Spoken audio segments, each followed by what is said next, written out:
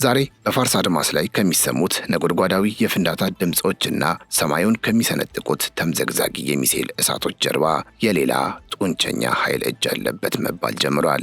ኢራን በባላንጣዎቿ ላይ የምትሰነዝረው ወታደራዊ ቡጢ በቴህራን ቤተ ሙከራዎች ብቻ የበቀለ ሳይሆን ከሩቅ ምስራቋ ሰሜን ኮሪያ ጋር ለዘመናት በሚስጥር የታሸ የቃል ኪዳን ውጤት መሆኑን የሚጠቁሙ መረጃዎችና ክሶች ከየአቅጣጫው እየጎረፉ ይገኛሉ።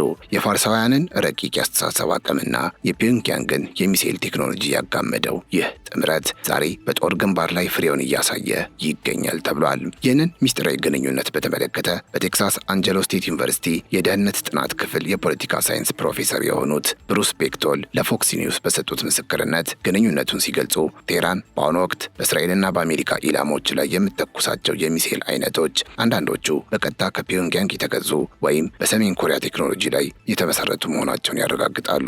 ታይምስ ኦፍ እስራኤልም ይህንን ሀሳብ በመጋራት ኢራን የምትደቃቸው ሚሳኤሎች አንዳንዶቹ የሰሜን ኮሪያ ስሪት መሆናቸውን ደርሼበታለሁ ይላል። ይህንን ጠንከር ያለ ክስና መረጃ መነሻ በማድረግ ለመሆኑ ሰሜን ኮሪያ በዚህ ጦርነት ውስጥ ምን አይነት ስውር ሚና አላት? የሁለቱ ሀገራት ስምምነትስ ምንድን ነው? የሚሉትን ጥያቄዎች ስናነሳ የታሪክ መዝገቡ በግድ ወደ ኋላ ይመልሰናል። በዚያም ለብዙ ዘመናት በሚስጥር የታሸውን የሁለቱን ሀገራት የቆየ ወታደራዊ ቃል ኪዳን እናገኛለን። ሰሜን ኮሪያ በዓለም አቀፍ ማዕቀቦች አጥር ውስጥ ታጥራ ሳለ እንዴት ለኢራን የሚሳኤል ቴክኖሎጂ ምንጭና የጀርባ አጥንት ልትሆን እንደቻለች፣ እንዲሁም ኢራን ያንን ከሩቅ ምስራቅ የመጣ ጥሬ ቴክኖሎጂ በፋርሳውያን በረቂቅ የምህንድስና ጥበቧ አሳድጋና አቅልጣ ዛሬ በምን መልኩ ለጦርነቱ ፍጆታ እየተጠቀመችበት እንደሆነ በዝርዝር እንቃኛለን።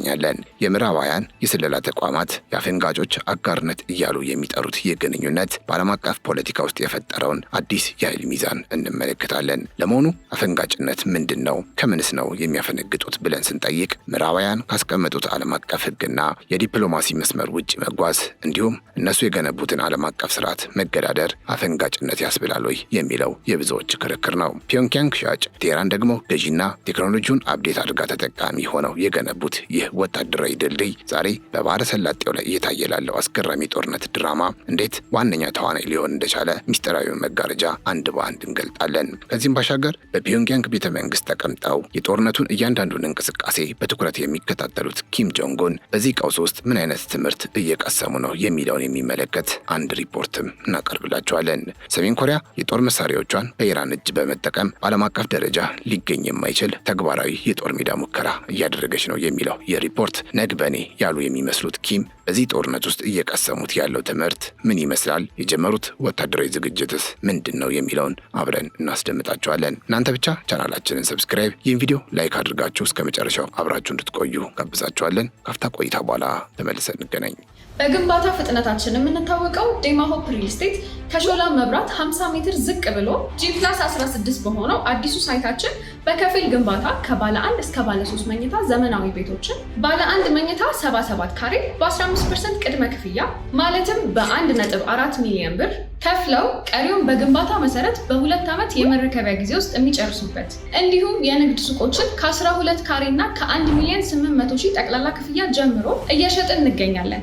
ለበለጠ መረጃ ከታች ባለው ስልክ ይደውሉልን። በቅድሚያ የሁለቱን ሀገራት የቆየና ሚስጥራዊ ወታደራዊ ትስስር በጥቂቱ እንቃኝ። ይህ ጥምረት በየአደባባዩ እንደሚታየው በዲፕሎማሲያዊ ድጋፍ ብቻ ተወሰነ የቀረ ሳይሆን በድብቅ የጦር መሳሪያ ፋብሪካዎችና በሚሳኤል መተኮሻ ሜዳዎች ላይ የተገነባ የቆየ ወዳጅነት ነው። የታሪክ መዝገቦች እንደሚነግሩን በኢራን የፋርስ ምድርና በሩቅ ምስራቋ ሰሜን ኮሪያ መካከል ያለው ወታደራዊ ፍቅር በድንገት የተፈጠረ ሳይሆን ለብዙ አስርት ዓመታት በሚስጥር የታሸና በጋራ ጠላትነት የጠነከረ ወዳጅነት አለው። ታሪኩ የሚጀምረው በ1980ዎቹ መጀመሪያ ኢራን ከጎረቤቷ ኢራቅ ጋር በነበረችበትና የህልውናዋ ጉዳይ አሳሳቢ በሆነበት አስቸጋሪ የጦርነት ወቅት ነበር። በዚያ የጭንቅ ሰዓት ኢራን የጦር መሳሪያ ፍለጋ አይኖቿን ወደ ሩቅ ምስራቅ ስታማትር ሰሜን ኮሪያን እንደ ታማኝና ደፋር አጋር አገኘቻት።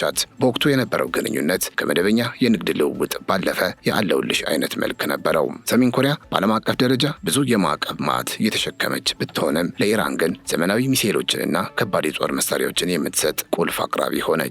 ሰሜን ኮሪያ ቴክኖሎጂውንም ብቻ ሳይሆን ሲሆን ሚሳኤሎቹን እንዴት መተኮስና መጠገን እንደሚቻል የሚያሰለጥኑ ወታደራዊ ባለሙያዎቿን ጭምር አብራ ወደ ቴህራን በመላክ የአብሮነት አጋርነቷን አረጋገጠችላት። ይህ በ1980ዎቹ የተዘራው የትብብር ዘር በሁለቱ ሀገራት መካከል የሚስጥር ድልድይ የፈጠረ ፍሬ ሆነ።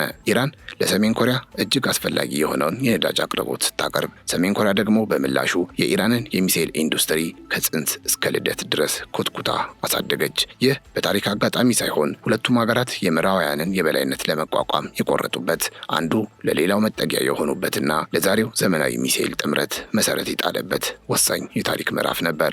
ይህ በሚስጥር የተጀመረው ግንኙነት በጊዜ ሂደት እየጎለመሰ መጥቶ በ1990ዎቹና በ2000ዎቹ መጀመሪያ ላይ ወደ ተራቀቀ የሚሳኤል ቴክኖሎጂ ሽግግር ተሸጋገረ።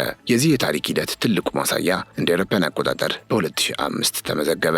በዚህ ዓመት ኢራን ሙሱዳን የተባለ 19 የሚሳኤል አይነቶችን ከሰሜን ኮሪያውያን እጅ ተረከበች። እነዚህ ሙሱዳን የተባሉ ሚሳኤሎች ተራ መሳሪያዎች አይደሉም። ከ2500 እስከ 4000 ኪሎ ሜትር ርቀት የመጓዝ አቅም ያላቸውና የኒውክሌር አረር የመሸከም ብቃት እንዲኖራቸው ተደርገው የተሰሩ ዘመናዊ ሚሳኤሎች ናቸው። ታዲያ ይህ የጦር መሳሪያ ዝውውር በወቅቱ በሚስጥር ተሸፍኖ ቢቆየም ከ20 ዓመታት በኋላ በዲያጎ ጋርሻ የአሜሪካ የጦር ሰፈር ላይ የተተኮሰው ሚሳኤል ያንን የቆየ ሚስጥር ዳግም በአደባባይ እንዲነሳ አድርጎታል። አሁን በቅርቡ ኢራን በዲያጎ ጋርሻ ላይ ተኮሰችው የተባለውን ሚሳኤል ከሰሜን ኮሪያ ቴክኖሎጂ ተወስዶ በፋርሳውያን እጅ ማሻሻያ የተደረገበት የዚሁ የቆየ የትብብር ውጤት መሆኑ ተገልጿል። እንዲያውም የኢራን ዘመናዊ ሚሳኤሎች ተብለው የሚጠሩት እንደ ሻሃብ 3 ያሉ መሳሪያዎች ዝም ብለው የተፈጠሩ ሳይሆኑ ከሰሜን ኮሪያው ኖዶንግ ሚሳኤሎች የተወሰዱ ቀጥተኛ ቅጂዎች ሆነው ተገኝተዋል። ታዲያ የኢራን የሚሳኤል አቅም የጀርባ አጥንት በጥልቀት ሲመረመር የቴህራን የጦር መሳሪያ ግምጃ ቤት የሰሜን ኮሪያ ስርዓቶችንና መለዋወጫ ዕቃዎችን የያዘ እንደሆነ እንረዳለን። ፕሮፌሰር ቤክቶል እንደሚሉት ኢራን በአጎራባች የባህረ ሰላጤው ሀገራት በሚገኙ የአሜሪካ ኢላማዎች ላይ የምትተኩሳቸው የአጭር ርቀት ባለስቲክ ሚሳኤሎች በሰሜን ኮሪያ የቴክኖሎጂ ድጋፍ በተገነባው የቂያም ሲስተም ላይ የተመሰረቱ ናቸው ይላሉ። በተለይም ሻሃብ 3 የተባለውና ኢራን እንደ አዲስ የምታስተዋውቀው ሚሳኤል የሰሜን ኮሪያው ኖዶንግ ቀጥተኛ ግልባጭ ተደርጎ የሚወሰድ ሲሆን ይህም የፒዮንግያንግን የምህንድስና አሻራ በፋርስ ምድር ላይ በጉልህ ያሳረፈ ክስተት ነው። የዚህ ትብብር ታሪካዊ መሰረት የጀመረው በ1990ዎቹ መገባደጃ ላይ ሰሜን ኮሪያ ወደ 150 የሚጠጉ የኖዶንግ ሲስተሞችን ለኢራን በሰጠችበት ወቅት ነበር። ኢራናውያን በወቅቱ በፒዮንግያንግ ሚሳኤሎች ብቃት እጅግ ከመደሰታቸው የተነሳ ግንኙነቱን ከመግዛት ባለፈ ወደ ማምረት ተሸጋግረዋል። ቀደም ሲል የነበራትን የስኩዲሲ ፋብሪካ ልምድ መነሻ በማድረግ በኢራን ውስጥ የኖዶንግ መገጣጠሚያ ፋብሪካ ለመገንባት ከሰሜን ኮሪያ ጋር ስምምነት ተፈራርመዋል። ይህ ፋብሪካ ዛሬ በእስራኤልና በባለሰላጤው ሀገራት ላይ ስጋት የሆኑትን እንደ ኤማድና ጋድር ያሉ የተራቀቁ የሚሳኤል ሲስተሞችን ለማበልጸግ እንደ ዋና ምሰሶ ሆኖ እያገለገለ ይገኛል። በአሁኑ ወቅት የኢራን የሚሳኤል ክምችት በዋናነት እስከ 1000 ኪሎ ሜትር የሚወነጨፉ የአጭር ርቀትና እስከ 3000 ኪሎ ሜትር የሚጓዙ መካከለኛ ርቀት ባለስቲክ ሚሳኤሎችን የያዘ ቢሆንም የቴክኖሎጂው ምጥቀት ግን እዚህ ላይ አላበቃም። እንደ አልማ የምርምር ማዕከል ዘገባ ከሆነ ቴህራን የረጅም ርቀት ባለስቲክ ሚሳኤሎችን የማበልጸግ ስራዋን በከፍተኛ ፍጥነት እያከናወነች ትገኛለች። ይህ ማለት በሰሜን ኮሪያ መሰረት ላይ የተገነባው የኢራን ወታደራዊ ጡንቻ አህጉራትን ሊያቋርጡ የሚችሉ የሚሳኤል አቅሞች ላይ ለመድረስ የመጨረሻው ምዕራፍ ላይ መሆኑንና የዓለምን የኃይል ሚዛን ሊቀየር የሚችል አዲስ እውነት እየተፈጠረ መሆኑን ያመላክታል። ባለሙያዎች ይህንን ሂደት ሲተነትኑ ሰሜን ኮሪያ የፈጠራ አእምሮ ሆና ስታገለግል፣ ኢራን ደግሞ ያንን የፈጠራ ውጤት ከሀገር በቀል እውቀቷ ጋር በማያያዝ የራሷን ድርሻ ትወጣለች ይላሉ። በምዕራባውያን ዘንድ ይህ ስምምነት የአፈንጋጮች አጋርነት ተብሎ ተመዝግቧል። ሆኖም አፈንጋጭ የሚለው ስያሜ ራሱ ጥያቄ ያስነሳል። ምዕራባውያን ከጻፉትና ከፈቀዱት መንገድ ውጭ መጓዝ አፈንጋጭነት ነው ወይ የሚለው የብዙዎች ክርክር ነው። ዛሬ ሁለቱ ሀገራት በዓለም አቀፍ ማዕቀቦች አጥር ውስጥ ሆነውም የጋራ ጠላትን ለመመከት የቻሉበትን አስገራሚ የታሪክ ምዕራፍ እየጻፉ እንደሆነ ይታመናል። በፋርስ ሰማይ ላይ የሚታየው የሚሳኤል ዝናብ ከብዙ ዓመታት በፊት በፒዮንግያንግ ሚስጥራዊ ቤተ ሙከራዎች ውስጥ የተጀመረው ድራማ ቀጣይ ክፍል ነው። በቴክሳስ አንጀሎ ስቴት ዩኒቨርሲቲ የታሪክና የፖለቲካ ሳይንስ ምሁር የሆኑት እኛው ፕሮፌሰር ብሩስ ቤክቶል ለፎክስ ኒውስ እንደገለጹት ያኔ በሚስጥር የተጀመረው ትብብር ዛሬ አድጓል ይላሉ።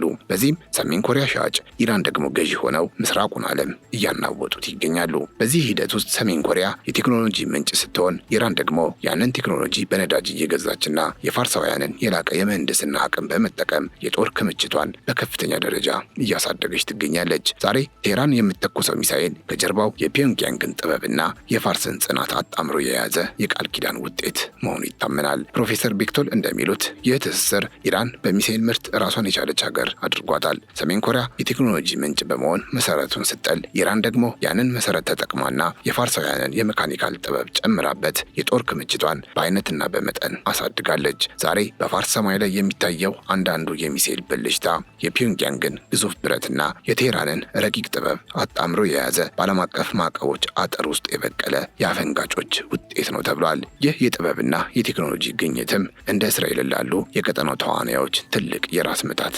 እንደሆነባቸው ባለሙያዎች ይናገራሉ። በጥቅሉ ሲታይ ዛሬ በፋርስ ሰማይ ላይ ለሚታየው የሚሳኤል ተምዘግዛጊ ብልጭታ ጀርባ የሰሜን ኮሪያ እጅ አለበት የሚለው ጠንከር ያለ ክስ መሰረቱ ይኸው ለብዙ ዘመናት በሚስጥር የታሸው የባሩድ ቃል ኪዳን ነው። ይህ የሁለቱ ሀገራት ጥምረት ዛሬ ላለው የኢራን የሚሳኤል አቅም እንደ ዋነኛ የጀርባ አጥንት ሆኖ ያገለገለ ሲሆን ፒዮንግያንግ በቴክኖሎጂ ምንጭነት፣ ቴህራን ደግሞ ያንን ጥሬ እውቀት በፋርሳውያን ረቂቅ ምህንድስና በማዘመንና በማሳደግ የገነቡት ወታደራዊ ድልድይ ውጤት ነው ተብሎ ይታመናል። በመሆኑም በአሁኑ ወቅት በመካከለኛ ምስራቅ ለሚታየው የጦርነት ድራማና የኃይል ሚዛን መናጋት ይህ ከአንድ ሀገር ወሰን ያለፈ ሚስጥራዊ የቴክኖሎጂ ጋብቻ ዋነኛውና ግዙፉ ተዋናይ መሆኑን በተጨባጭ ያሳያል።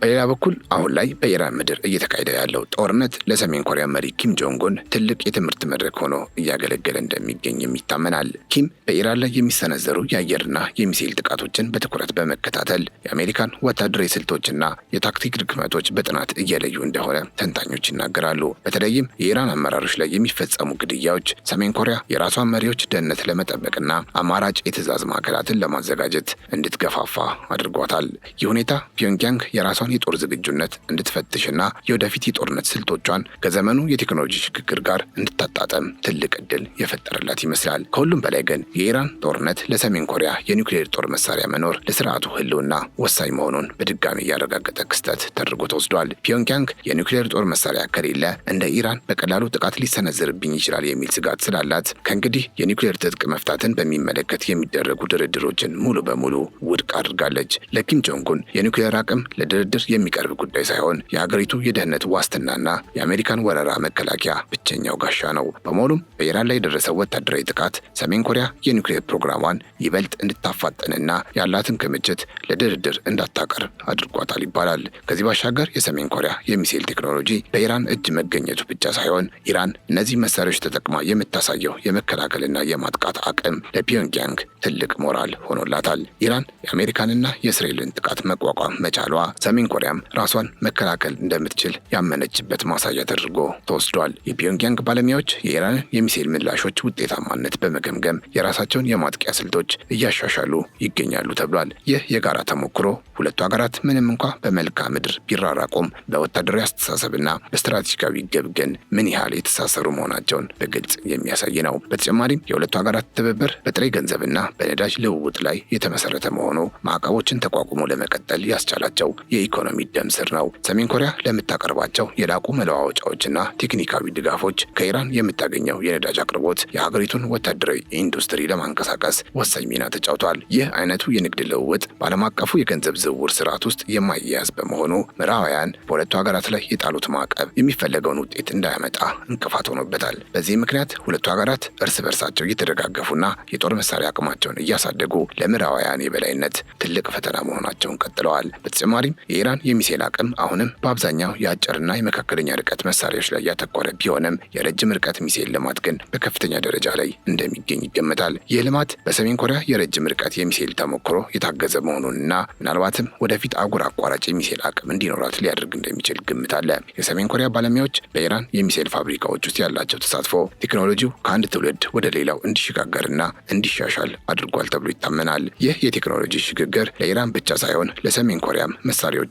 በተለያዩ የጦር ሜዳዎች ላይ ለመፈተሽና ጉድለቶቻቸውን ለማረም ትልቅ እድል እየሰጠ እንደሆነ ይነገራል። በመካከለኛ ምስራቅ ያለው ግጭት እየተራዘመ ሲሄድ የኢራን ስርዓት በስልጣን ላይ የመቆየት ብቃት ለሰሜን ኮሪያ ሌላው ትልቅ ትምህርት የሰጠ አጋጣሚ ነው። ከፍተኛ አመራሮች በተገደሉበትና ጠንካራ ወታደራዊ ጫና ባለበት ወቅት ስርዓቱ ሳይፈርስ መቀጠሉ የኢራን የስልጣን መዋቅር ምን ያህል የተደራጀ መሆኑን ያሳያል። ኪም ጆንግ ኡን ይህንን ተሞክሮ በመውሰድ የራሳቸውን ስርዓት ህልውና ለማስጠበቅ የሚያስችሉ ጥብቅ የደህንነት እርምጃዎችንና የኢኮኖሚና የአስተዳደር መዋቅሮችን እያጠናከሩ ይገኛሉ ይባላል። ይህ ሁኔታ ሰሜን ኮሪያ ወደፊት ሊመጣባት የሚችለውን ማንኛውንም አይነት የውስጥና የውጭ ስጋት ለመቋቋም የምታደርገውን ዝግጅት ይበልጥ ሳይንሳዊና በተግባር የተፈተነ እንዲሆን አድርጎታል። በአጠቃላይ የሰሜን ኮሪያና የኢራን ወታደራዊ አጋርነት በሁለቱ ሀገራት መካከል ብቻ የተገደበ ሳይሆን የዓለምን ፖለቲካዊ መልክ እየቀየረ ያለ ትልቅ ክስተት ነው። ፒዮንግያንግ የቴክኖሎጂ ምንጭ በመሆን ቴህራን ደግሞ ያንን ቴክኖሎጂ በተግባር በመጠቀም ለምዕራባውያን ኃይሎች እጅ የማትሰጥ ሀገር አድርጓታል።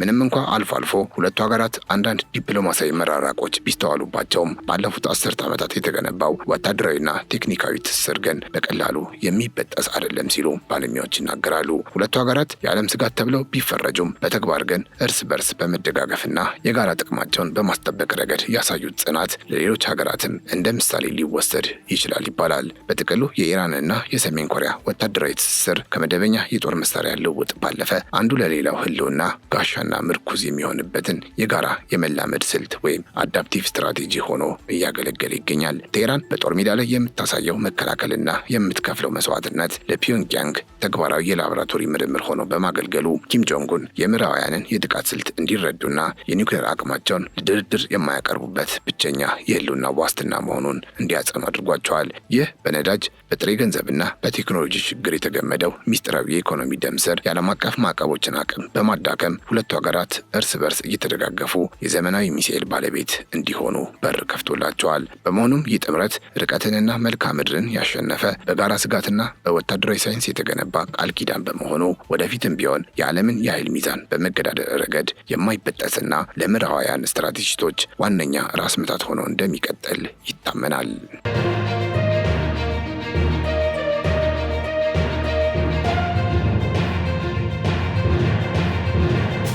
የተከበራችሁ የገበያ ሚዲያ ቤተሰቦቻችን ለዛሬ ያዘጋጀላችሁ መረጃ ይህንን ይመስል ነበር። አብራችሁ ስለነበራችሁ እጅግ እናመሰግናለን። ቻናላችንን ሰብስክራይብ፣ ይህን ቪዲዮ ላይክ እንድታደርጉም በአክብሮት እንጠይቃችኋለን። በያላችሁበት ሰላም።